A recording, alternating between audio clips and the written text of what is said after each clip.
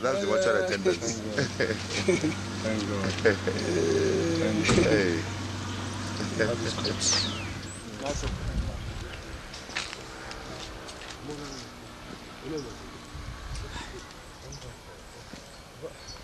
Well, it was on the 30th of November. That was a Friday night. Then he was being brought here by the father and the wife. Then with a red Volvo ambulance. Then when they handed me over the corpse, we lay him down here for first examination. Then when they left, I filled the forms, every necessary arrangements. I give them the tally as normal procedure, and they left. Well, this is the mortuary, and this is room 2. This is where we laid him. On top of this slab is where we laid him. That very night. So this is the coffin where he was being put from here to Onisha, where he was being raised again.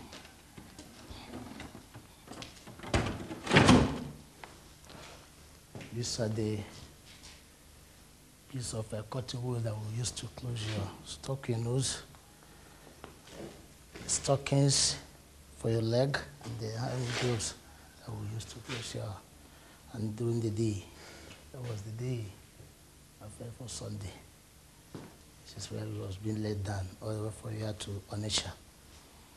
Sunday, first thing Sunday morning, your wife came down and cried to me, told me that there's a man of God in town, an evangelist. We had a Bangkit.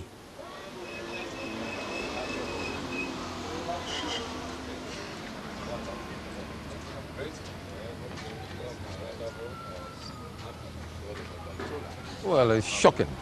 Seeing a dead man, somebody that was once dead, is now alive. It's very shocking. And again, looking at the person and almost discussing with him. To God, all glory should go. Up to now, I'm still afraid of him because the experience I saw on Friday and what I'm seeing here today, I think we should give God thanks because I can't believe it. I can't believe it myself. For that time, on Monday, when he came to my house, he was smelling chemical. He was smelling chemical all over him. You see, but now, I haven't seen such a thing. I know that dead people can be raised to life, but I've never heard of somebody who had been 3 days in the mortuary. It was a security man that removed the cotton wool in his nose, untied everything in his hand. It was too much. It's mind-boggling. When the angels took me from the ambulance, I knew within me that these are angels, because I'm a Christian. I've been having those stories and all those things. So when I saw them, I knew that they are angels. So I knew within me that this is death. That was where I stopped knowing anything. I didn't remember my wife, my children, my houses, and my cars, everything about me, because somehow God blessed me. But I didn't remember any one of them. And again, on that Sunday, when I woke up, so I was hearing a lot of voices. When I saw some hands holding me, this one was saying coffin, mortuary, 3 days. I couldn't understand. I didn't ask any question until when we got to the house. My wife now detailed me.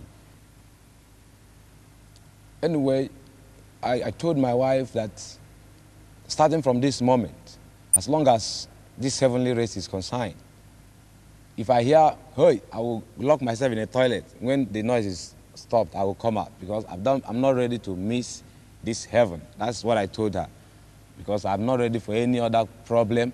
That's what I told her. It affected me that I became more afraid of God. When they brought him into this hall, a lame woman with crutches saw him, threw off her crutches, not walking, she started running. I could remember the reaction of the man whose husband walked, whose wife walked. When the wife started running about, he wanted to embrace the husband said, don't touch me, I'm a sinner. I'm a sinner, I've been committing sin. If you touch me, you may be crippled again. And the man rushed to the altar and raised his hand and started crying, asking God to forgive for all his sins. It was terrible here. There's a battle in the heartland where my faith and real life meet. Sometimes hope seems out of reach. I hear the growing cry for freedom. Am I equal to the call? Where's the love that conquers all? It's so easy to be human, so human to give in. But when I reach beyond my weakness, I'm reminded once again, the power is still where it's always been. The word is alive. Jesus still lives. The power of His blood hasn't lessened or dimmed. It's where it's always been. It's where it's always been.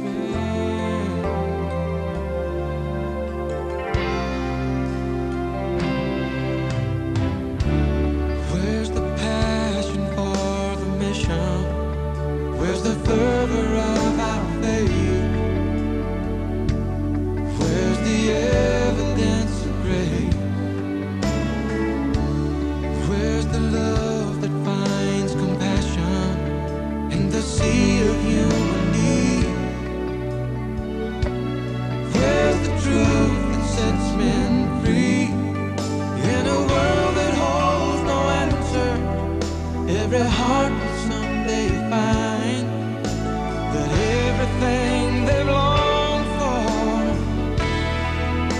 has been there all the time. The power is still where it's always been. The word is alive. Jesus still lives. The power of His blood hasn't lessened or dimmed. It's where it's always been. It's where it's always